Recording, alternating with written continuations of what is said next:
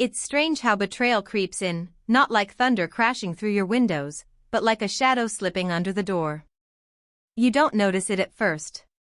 Not until it's sitting beside you, sipping your wine, smiling with your sister's lipstick on its collar. My name is Nora Quinn. I used to believe in loyalty, in putting love first, in showing up even when it wasn't convenient. I thought if I loved people well enough, they'd love me back the same way. Turns out, love doesn't work like that. Not if you're the only one playing fair. I was 31 when everything changed. Daniel and I met in college, the old-fashioned way, over shared notes and too much coffee. He had a crooked smile that made people lean closer, and a softness when he listened, like nothing else in the world mattered. It wasn't a whirlwind romance. It was slow, sturdy. The kind that feels like home. We built a life over 5 years. A tiny apartment with second-hand furniture and a dog named Milo, who we rescued from a rainy parking lot. Sunday morning pancakes. Movie marathons. Laughter echoing in the hallway as we brushed our teeth together before bed. He proposed on a foggy bluff in Big Sur. I remember the wind pulling at my coat, the ocean below, the way his voice trembled when he said my name. I cried. Of course I cried. I thought we were building forever. Celeste helped plan the whole thing. My little sister. My complicated, magnetic, beautiful mess of a sister. The girl who always made an entrance, who could lie through her teeth and still make people love her for it. She'd always been the wild one, the starlet in our family's eyes, while I was the planner. The fixer. The quiet one. When I told her about the engagement, she screamed. Hugged me like she meant it. You deserve this, Nor, she whispered.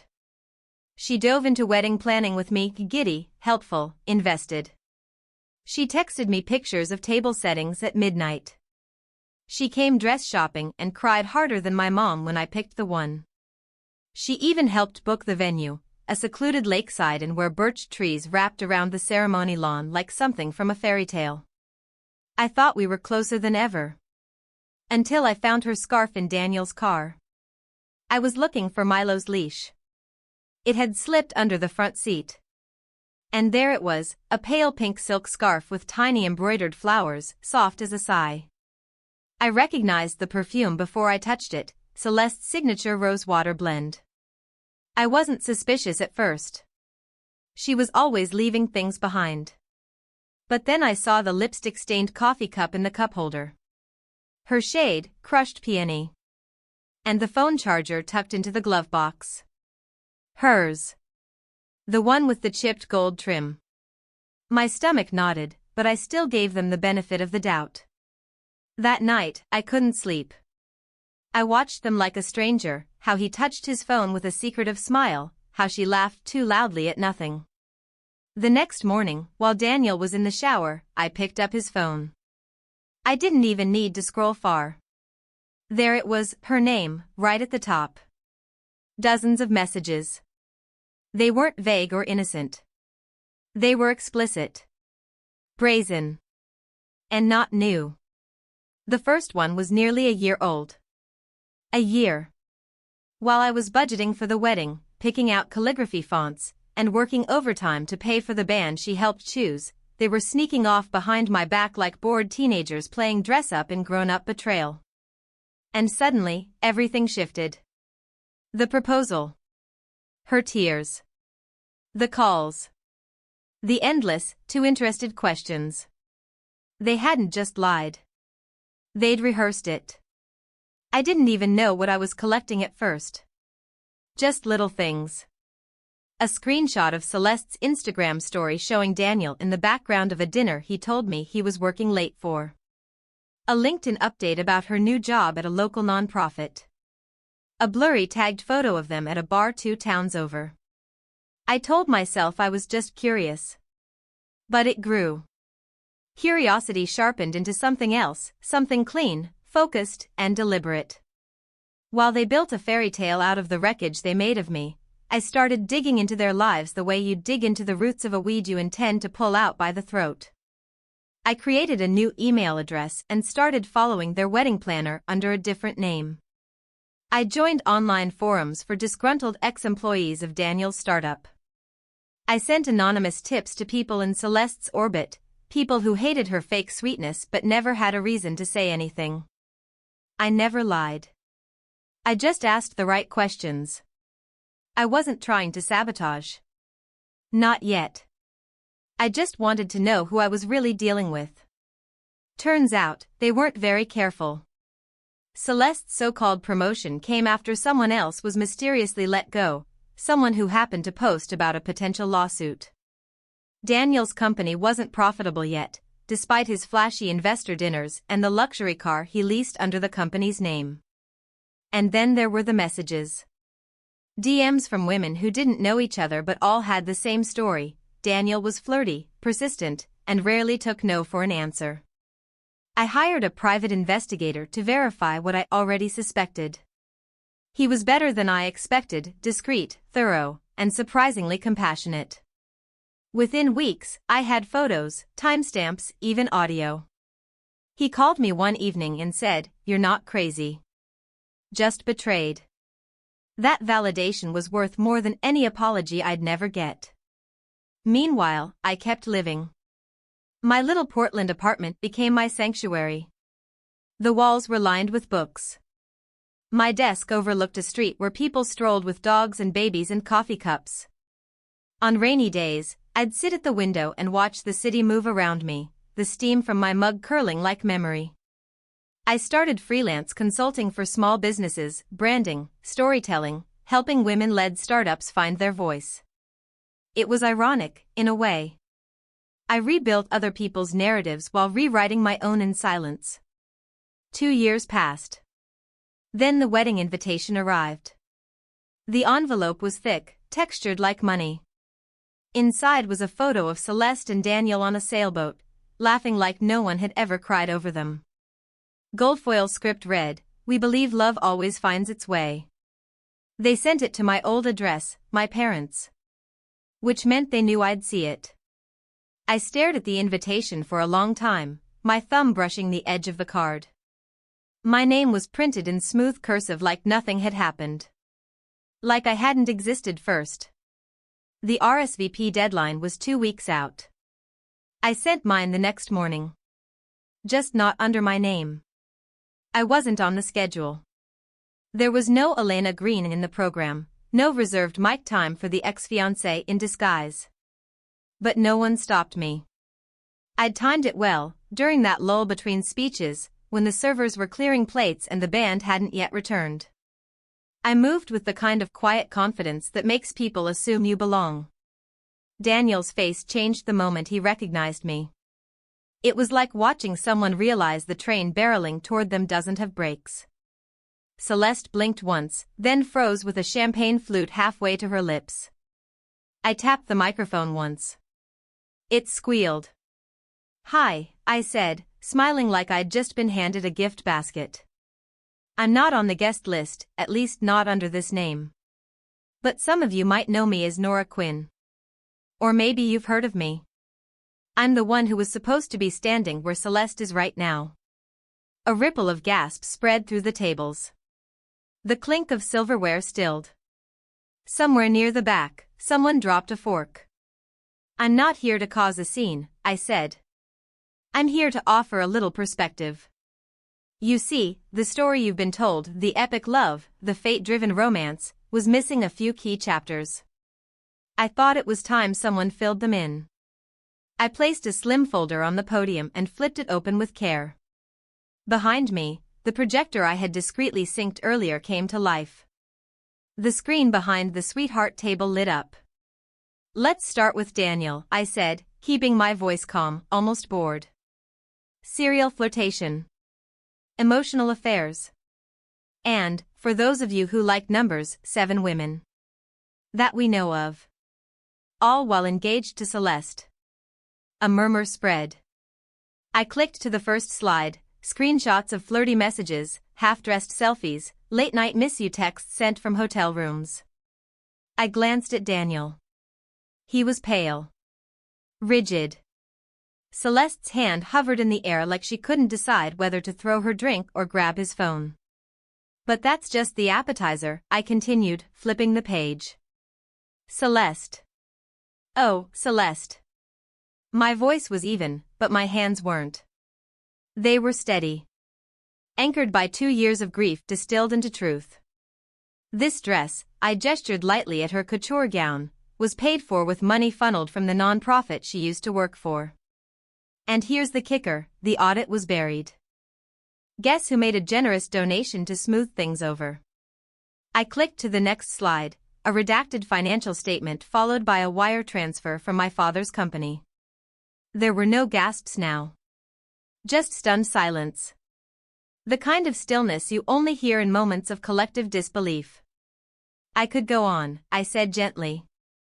About how Celeste joked about manipulating Daniel into proposing. About the friend she lied to in order to get my original wedding venue transferred into her name. About the staff she fired at that non-profit so she could reallocate their salaries into event expenses. But I think the message is clear. I paused. Let it land. Let them sit with it. But don't worry, I said. This isn't revenge. I looked directly at my parents. My mother's mascara had begun to bleed beneath her eyes. My father's jaw was clenched, fists tight in his lap. This is clarity. And with that, I stepped away from the mic. Behind me, the screen continued playing. I'd cued it to loop without audio, just a slideshow of emails, receipts, voicemails, all time-stamped and labeled. Every guest at that wedding now had the whole ugly truth gift-wrapped with hors d'oeuvres. I didn't wait to see the fallout. I walked calmly through the crowd, heels clicking against the stone floor, past the rows of stunned faces. No one stopped me. A few guests even stepped aside like they knew, on some level, that I had earned this moment. At the edge of the property, just past the archway wrapped in fairy lights, Milo waited patiently with my friend Vanessa, who had parked a few streets away. As we walked toward the car, I heard the first shout behind me. Then another. And then the whole thing cracked open like a rotten egg. I didn't look back. They couldn't turn it off. I had locked the system, password protected, controlled from my phone. The slides continued behind me, ticking through bullet points like a corporate presentation. Fraud. Infidelity. Gaslighting. Theft. All wrapped in chiffon and gold foil. Guests were shifting in their seats, some standing to get a better look. A few quietly pulled out their phones. I saw the best man take a long sip of his whiskey and mouth "holy shit" to someone beside him. Daniel tried again to move forward, to silence me or reclaim control, I don't know which. But his own groomsman, Jordan, stepped into his path. Let her finish, he said, voice low but firm. And just like that, I wasn't alone. I took one last look at my parents. My mother's perfectly done hair had begun to frizz under the summer humidity. Her expression, usually polished to a socialite's shine, cracked wide open. My father looked smaller than I'd ever seen him. Not because he felt guilt, but because he was losing the room. And for them, that was worse than any moral failing. 2 years ago, I said, softer now, you told me to be the bigger person. You asked me not to divide the family. I want you to know, I didn't. You did. I stepped back from the podium, the silence behind me heavier than any applause. The slideshow looped one final time as I walked toward the archway at the edge of the garden. I could hear whispers rising like static. Someone shouted Celeste's name. Someone else cursed Daniel. A champagne glass shattered. A woman's voice, an aunt, I think, demanded to know if the donations to the charity were being refunded. But I didn't stay. Vanessa was already waiting with Milo in the car. I climbed in without looking back. As we drove down the winding path away from the chaos, the venue disappeared behind a curtain of trees. Just like that, I was gone, again. But this time, on my own terms. The next morning, I woke to messages. Some from guests. Others from people I didn't know, exes of Daniel, former co-workers of Celeste, even 2 journalists asking if I'd be willing to go on record. I ignored them all. The headlines came anyway. One of the groomsmen had uploaded a video of the speech. It was grainy, slightly out of focus, but the audio was clear. Crystal.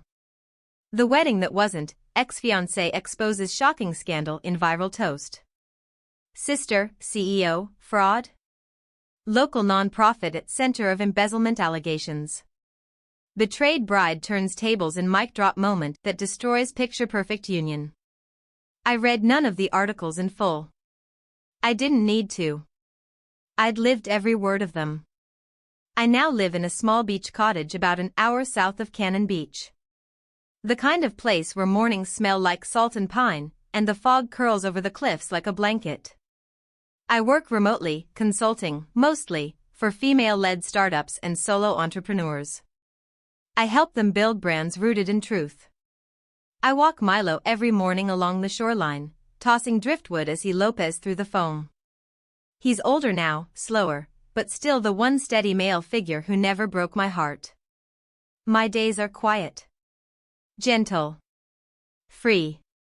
People like to say revenge doesn't heal. That it leaves you bitter, hollow, stuck in the past. But they're wrong. What I did wasn't revenge. It was release. I didn't scream, or throw a drink, or smash a cake. I didn't beg anyone to believe me. I just told the truth, loud enough for the lies to collapse around it. And when the dust settled, I was still standing.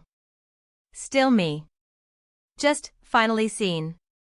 The thing about clarity is, it doesn't come all at once. It's not a sunrise. It's not some grand revelation. It's quiet. Slow. It arrives in the space that betrayal used to occupy. In the soft hush of morning light through linen curtains. In the peace of walking past a mirror and recognizing yourself again. The week after the wedding, I kept waiting to feel something big: relief, guilt, triumph. But instead, I just felt calm. Like a room that had finally been aired out after years of stale silence. I deleted the burner accounts. Cleared the folder. Gave the USB drive to my attorney in case anything ever came up legally, but otherwise, I let it all go. It had served its purpose. The point was never to hurt them. It was to end the lie. They'd told it so well. Worn it like a costume. The brave sister, the misunderstood fiancé, the loyal parents just trying to keep peace in the family. For a while, I believed it too. Believed that my quietness made me forgettable. That my anger made me ungrateful. That I somehow deserved what they did to me. But standing on that stage, with my voice echoing through the speakers and their secrets blinking across a glowing screen, I realized something: I had never been weak. Just silenced. Not anymore. The bungalow I live in now is small, just a little whitewashed place with a creaky porch and climbing roses along the side. It's not much, but it's mine. Every morning I brew coffee, open the windows, and sit with Milo on the front steps. He rests his chin on my knee like he always has, reminding me that some love is unconditional after all. I take on a few clients at a time, mostly women who've been through the ringer. CEOs ousted by smear campaigns, creators accused of things they didn't do, mothers fighting custody battles against narcissists with money and charm. I help them tell their stories honestly, strategically, and on their terms. Sometimes, they cry on our first call. Sometimes, they don't say anything at all. I know that silence. I respect it. I wait. Because I've learned that healing starts not when someone tells you to move on, but when you decide you're done being quiet. One afternoon in late October, I got a letter in the mail. No return address, just my name in curling handwriting that made my stomach clench. It was from my mother. The letter was brief. Vague apologies wrapped in deflection. We never meant to hurt you. Families are complicated. Celeste is struggling. Not once did she say she was sorry. Not once did she ask how I was doing. I folded the letter, slid it back into the envelope, and tucked it in the drawer with the rest of the things I've outgrown: old rings, expired prescriptions, photos from another life. Forgiveness, I've learned, isn't always a door you open. Sometimes it's just the act of not knocking anymore. The holidays came and went quietly. No invitations. No passive-aggressive texts. No guilt-ridden voicemails.